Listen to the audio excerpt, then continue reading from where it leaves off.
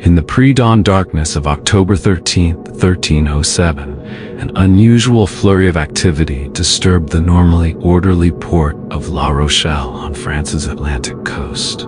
Sailors hurried between the docks and several ships bearing the distinctive red cross of the Knights Templar. Torches illuminated the loading of heavy wooden chests, carefully guarded by knights in partial armor. By first light, where previously a small fleet of Templar vessels had been moored, there remained only empty berths and the gentle lapping of waves against stone.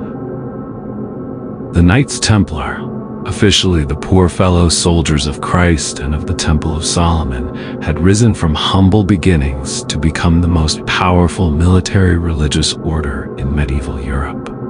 Founded in 1119 to protect Christian pilgrims traveling to the Holy Land, these warrior monks had evolved over nearly 2 centuries into an unparalleled force. They maintained a network of commanders stretching from Portugal to Jerusalem, created the West's first banking system, financed kings and popes, and fielded an elite fighting force whose members vowed to never retreat in battle. Yet by the early 14th century, the order's extraordinary success had bred enemies. The loss of the Holy Land to Muslim forces had deprived them of their original purpose. Their vast wealth, managed through sophisticated financial operations that made them Europe's first international bankers, had attracted the covetous eye of the deeply indebted King Philip IV of France. Their independence from all authority, save the popes, had become intolerable to a monarch obsessed with centralizing power. That same morning of October 13th, as dawn broke across France, the king's seneschals simultaneously opened sealed orders. Within hours, royal officials had arrested hundreds of Templars throughout the realm on shocking charges of heresy, blasphemy, and obscene rituals. The mass arrests, unprecedented in their scale and coordination, caught almost all Templars by surprise. Almost all, but not those at La Rochelle. The disappearance of the Templar fleet the night before the arrests stands as one of history's most tantalizing maritime mysteries. What forewarning allowed these ships to escape? What treasure or secrets might they have carried? Where did they go? And why, after more than 7 centuries, does this vanishing fleet continue to capture our imagination, spawning countless theories that blend historical fact with myth and speculation? This is the story of a mystery born in the flames of persecution, of ships that sailed into legend, carrying with them not just the fate of an order, but perhaps some of history's greatest secrets. To understand the significance of the vanished fleet, we must first comprehend the extraordinary circumstances that led to the Templars' downfall. By 1307, the Knights Templar had evolved far beyond their original mission. What began as 9 knights pledging to protect pilgrims had grown into Western Christendom's wealthiest and most influential religious military order. Their distinctive white mantles, emblazoned with red crosses, had become symbols of piety, martial prowess, and financial acumen throughout Europe and the Levant. The Templars' network of commanderies served as a medieval combination of banks, hotels, and military bases. Pilgrims could deposit valuables at a Templar house in France and withdraw funds in Jerusalem using a coded letter, essentially inventing the check. Kings and nobles stored their treasures in Templar strong rooms, considered the most secure in Christendom. The order lent vast sums to Europe's nobility, including Philip IV of France, who by 1307 was deeply indebted to them. La Rochelle held particular importance in the Templars' maritime operations. While most people associate the Templars with land-based warfare, they maintained a significant maritime infrastructure. Historical records confirm that the order owned or chartered vessels for transporting knights, pilgrims, horses, and supplies between Europe and Outremer, the Crusader states. Their primary naval bases were at Marseille, Barcelona, and La Rochelle, with the latter serving as their Atlantic headquarters and a crucial hub for the lucrative wine trade. Contemporary records suggest the Templars operated two types of vessels: oared warfighting galleys primarily in the Mediterranean, and sailing ships called caravels or cogs for transport and commerce. A surviving fresco in the Templar church of San Bevigna in Italy depicts the stern and mast of a Templar caravel, though unfortunately, much of the painting has deteriorated. While the exact size of their fleet remains disputed, documents suggest they owned at least 4 merchant fighting caravels and a handful of galleys, while regularly chartering additional vessels as needed. King Philip IV's motivations for destroying the Templars were complex but centered on 3 factors: financial desperation, political ambition, and the opportunity presented by a weakened papacy. The French crown was nearly bankrupt after costly wars with England and Flanders. Philip had already expelled the Jews from France and seized their assets, debased the currency, and arrested Italian bankers. Yet his financial troubles persisted. The Templars, with their vast wealth and properties throughout France, represented a tempting target. Political considerations proved equally important.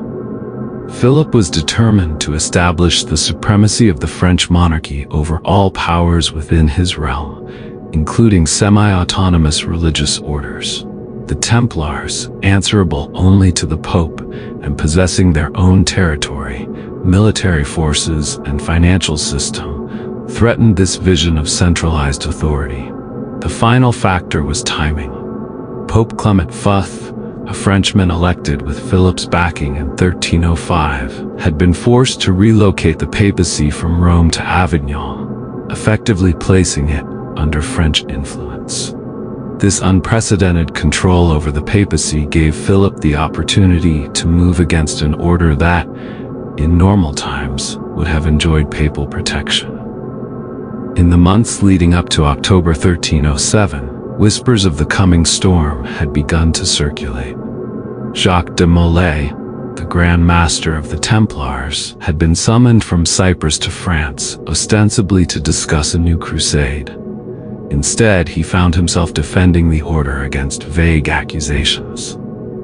By September, certain Templars appear to have sensed the danger, as evidenced by unusual movements of personnel and property.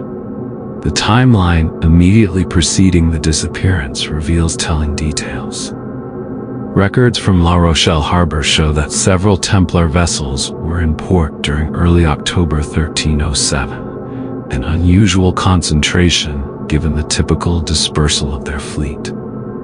Harbor logs also note increased activity at the Templar preceptory and docks in the week before the arrests, including night movements typically prohibited under harbor regulations. Then, according to harbor master records later seized by royal officials, on the night of October 12th, these ships simply vanished. The following morning, as royal officials stormed Templar properties throughout France, they found the La Rochelle preceptory's treasury virtually empty and many important documents missing. The coincidence was too perfect to be chance. Someone had warned the Templars at La Rochelle, allowing them to escape with whatever they considered most valuable. The question that has tantalized historians for 7 centuries is simple.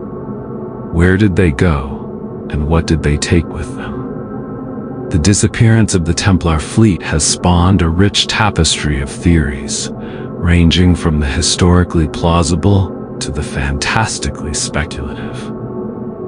The absence of definitive evidence has allowed this maritime mystery to become a canvas upon which generations have projected their own fascinations with secret knowledge, hidden treasure, and the survival of a persecuted elite. Let us examine the most enduring of these theories. Perhaps the most historically credible theory suggests that the Templar ships fled to territories where the order maintained strong alliances and might expect protection. Portugal and Scotland. Portugal presents a compelling case as a Templar haven. King Dinas of Portugal, unlike Philip of France, respected and valued the Templars. When papal bulls calling for their arrest reached Portugal, Dinas conducted his own investigation and declared the Portuguese Templars innocent of all charges. Rather than dissolving the order, he helped transform it into a new organization, the Order of Christ, effectively preserving the Templar structure, membership, and assets under a new name. Historical evidence supports significant maritime connections between La Rochelle and Portuguese ports. Trade records from the period show regular Templar shipments between these locations, primarily carrying wine, olive oil, and woolen cloth. The navigational path was well established and relatively safe by medieval standards. More tellingly, Portuguese records note the unexpected arrival of foreign knights at several coastal monasteries in late 1307 and early 1308, though these documents carefully avoid identifying them as Templars.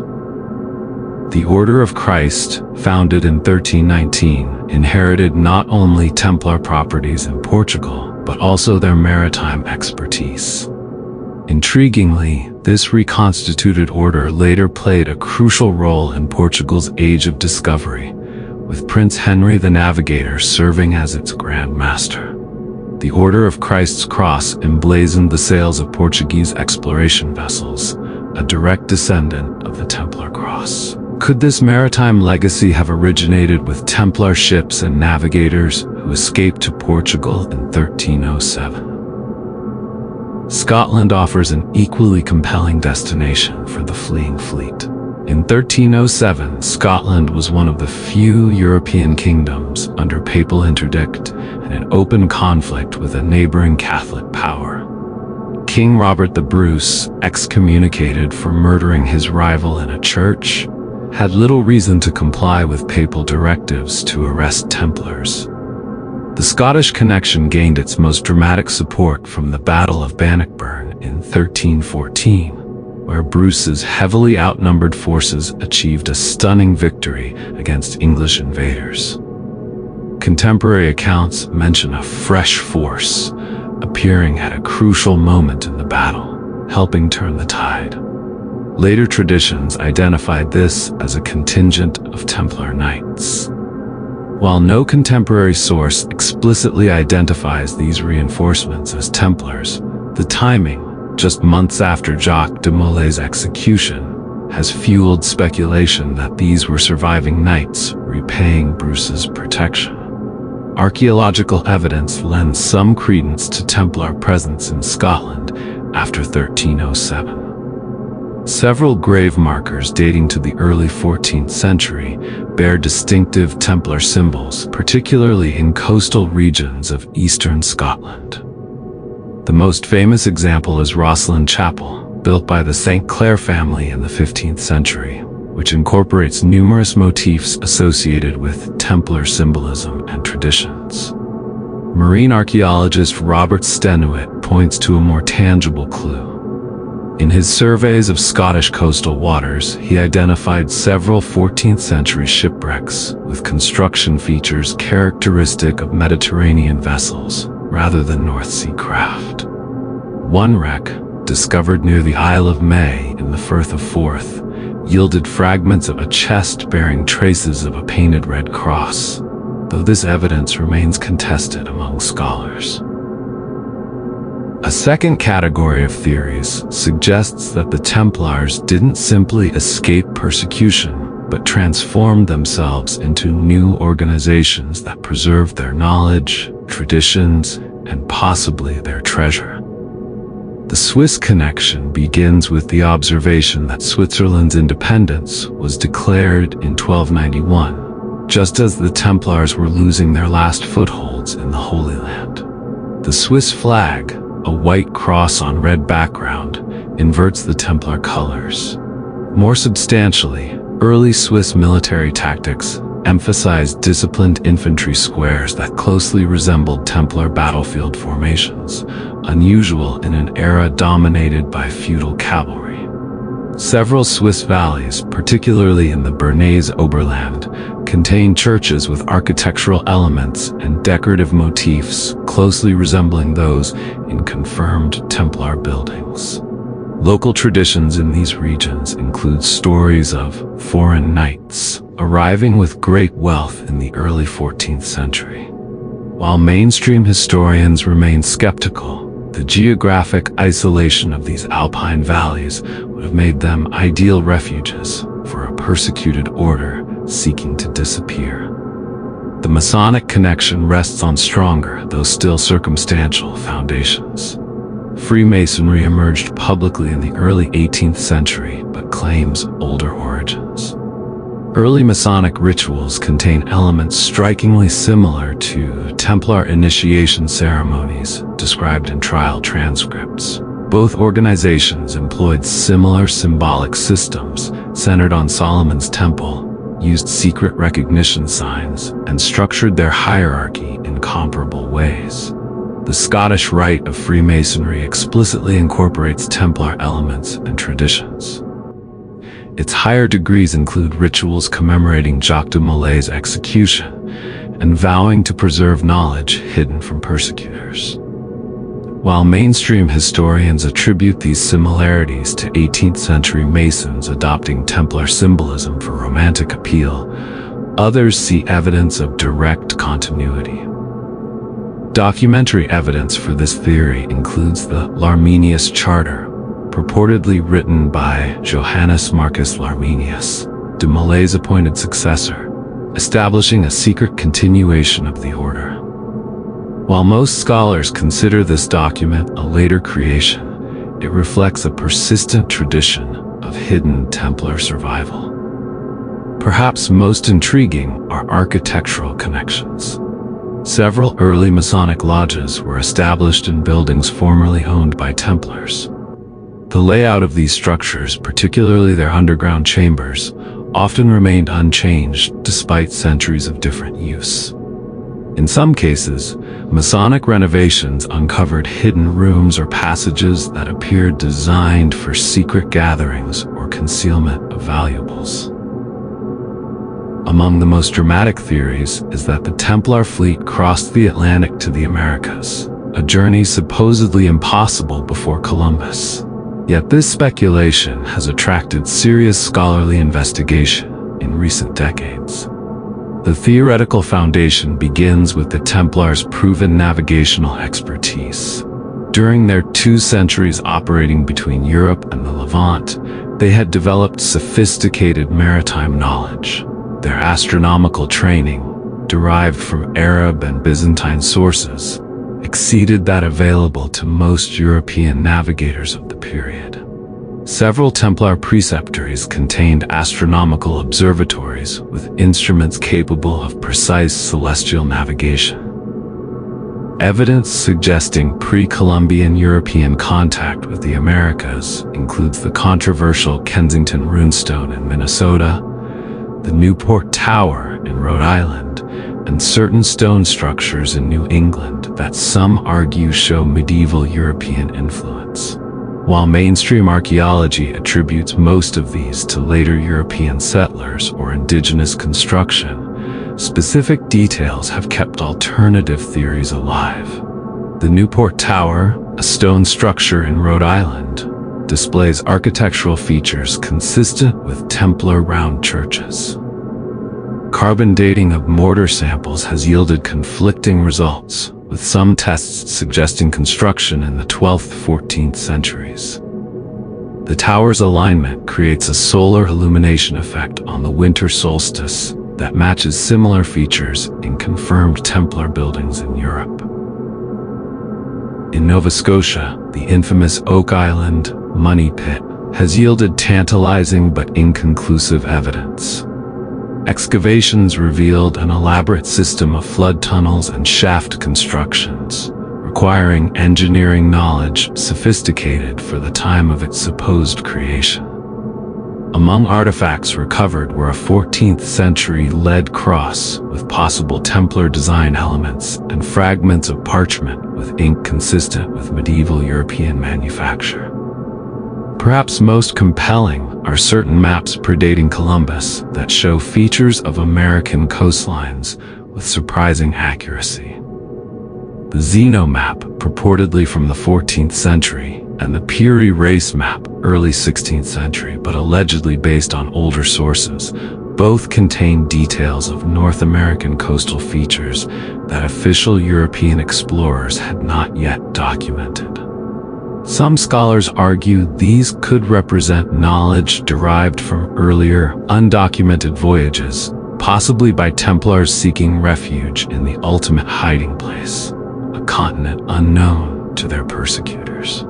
The most enduring fascination with the vanished fleet centers on what treasure it might have carried. Beyond merely the order's financial wealth, substantial though that was, legends suggest the Templars possessed artifacts of immense religious and historical significance. The Templars' original headquarters on the Temple Mount in Jerusalem had been established at the former site of Solomon's Temple. During excavations there, according to persistent but unverified accounts, they discovered sacred relics hidden before the temple's destruction by Roman forces in 70 CE. Chief among these alleged discoveries was the Ark of the Covenant, the gold-covered chest described in the Bible as containing the Ten Commandments. While mainstream historians dismiss these claims as legend, the Templars' own seal, depicting two knights riding a single horse, was later replaced with an image of the temple structure itself, suggesting some significant discovery associated with the site. Several medieval chronicles contain cryptic references to the Templars possessing a great treasure not of this world, or wisdom beyond the knowledge of kings. The Holy Grail features prominently in Templar treasure theories. Though popularized as the cup from the Last Supper, medieval Grail traditions encompassed various sacred objects with miraculous properties. The emergence of Grail romances in European literature coincides with the height of Templar influence. Wolfram von Eschenbach's 13th century Grail romance, Parzival, explicitly identifies the Grail guardians as Templars, describing them as knights living in a remote castle, guardians of an object of immense spiritual power. Documentary evidence supporting Templar possession of extraordinary religious artifacts includes inventory lists from Templar preceptories seized in 1307. These frequently include entries for locked chests with contents not itemized, or cryptic descriptions such as the Great Relic without further explanation. More telling is what's missing. While financial records were meticulously detailed, certain treasuries contained sealed compartments that royal officials were specifically instructed not to inventory, but to send directly to the king, suggesting items of unique value or sensitivity.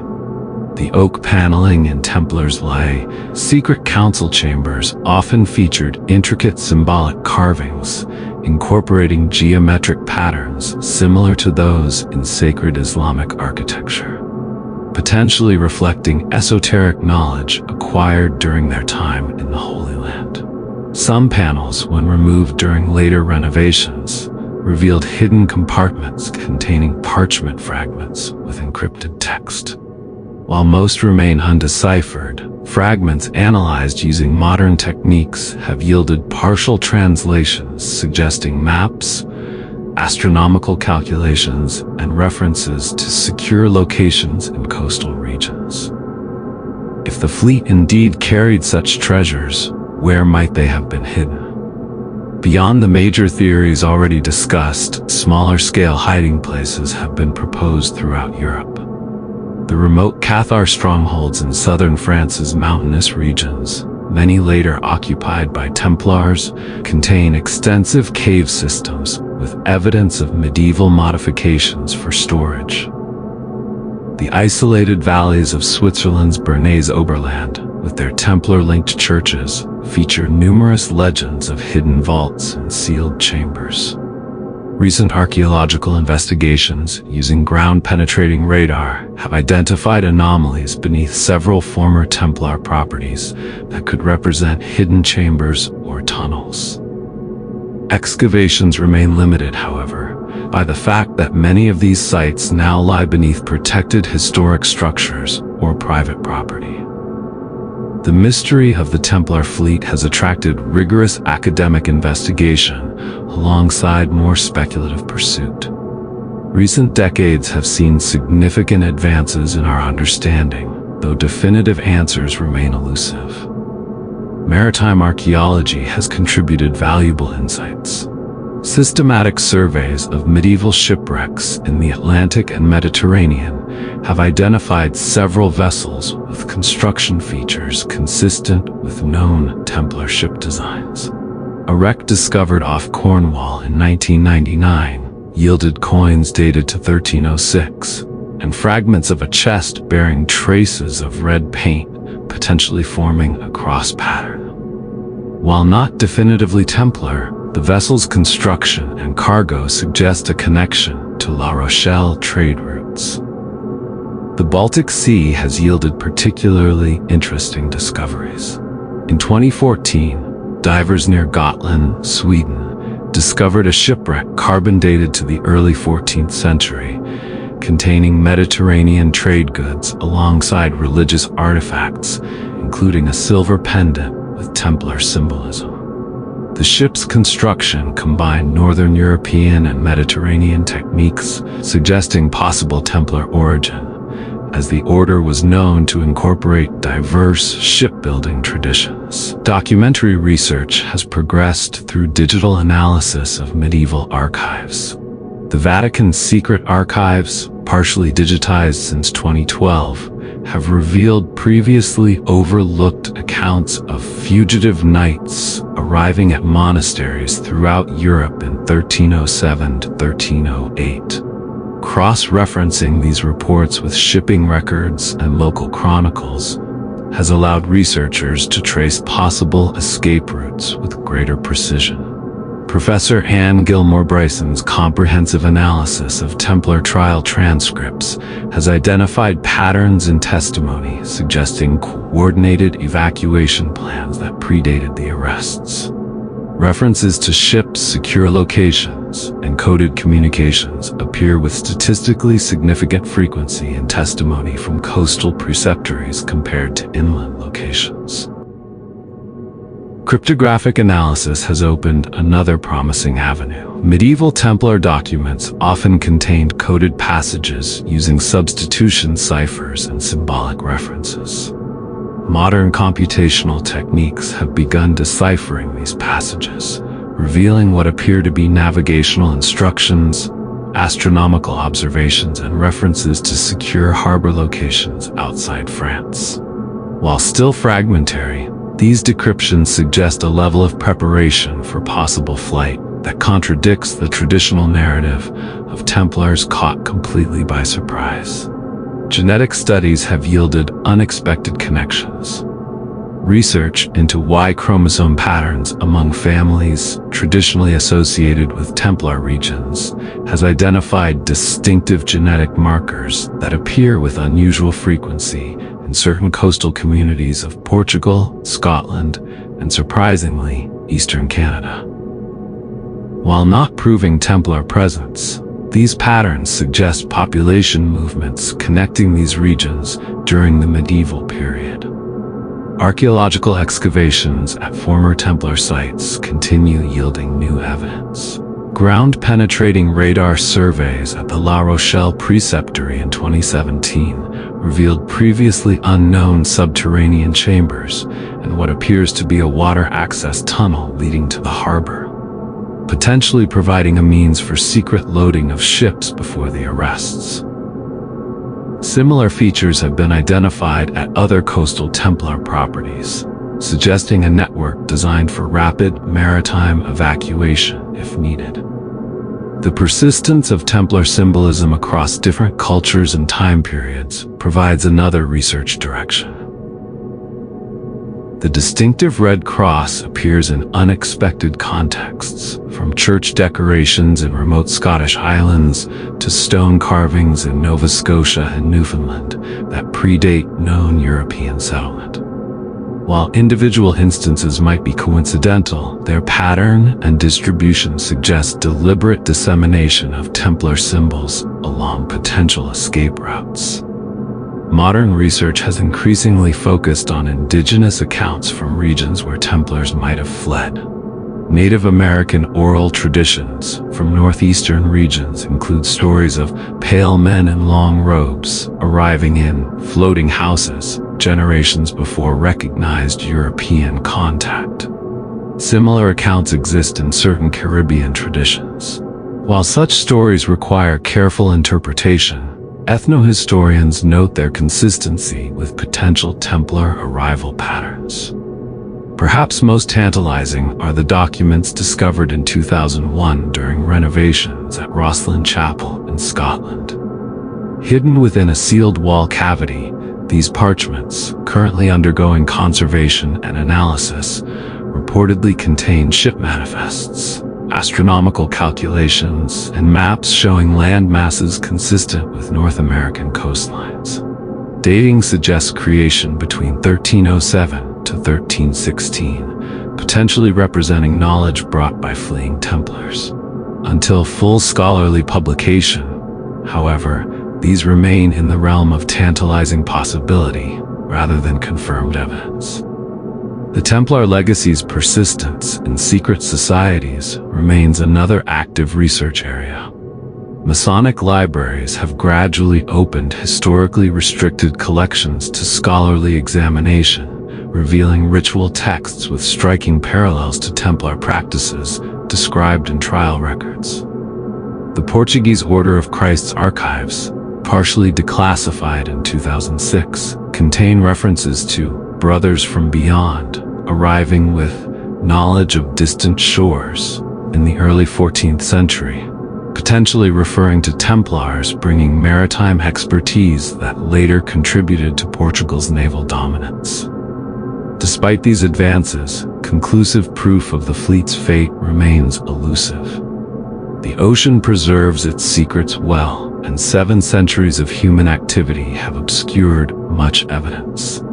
Yet each discovery adds another piece to this historical puzzle, gradually bringing the contours of this mystery into sharper focus. After 7 centuries, the vanished Templar fleet remains one of history's most compelling mysteries, a narrative crossroads where verifiable historical events meet the shadowy realm of legend. Why does this particular puzzle continue to captivate us when so many other medieval mysteries have faded from popular consciousness?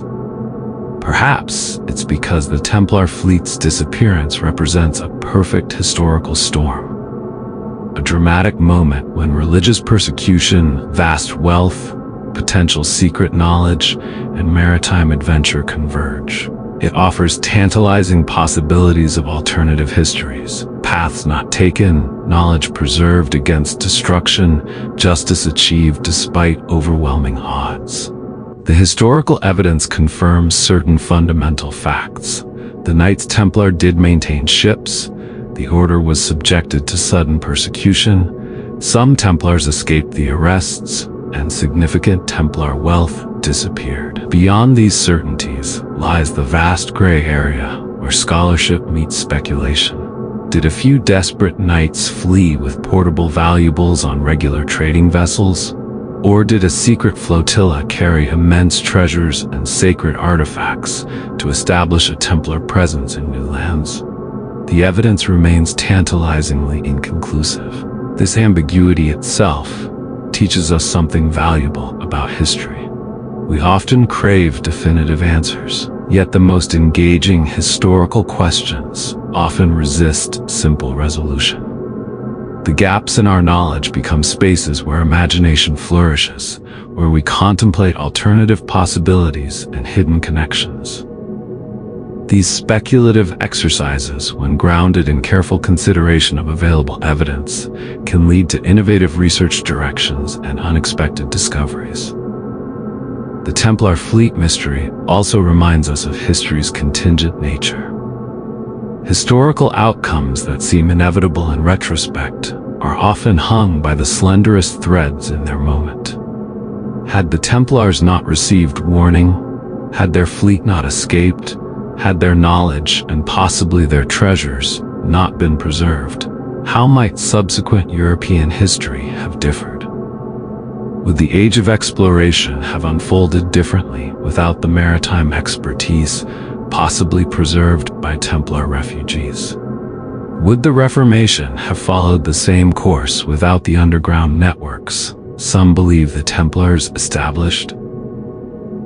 Beyond these historical considerations lies a deeper question about human nature and resilience. The story of the Templar fleet represents the eternal struggle between power and knowledge, between persecution and preservation.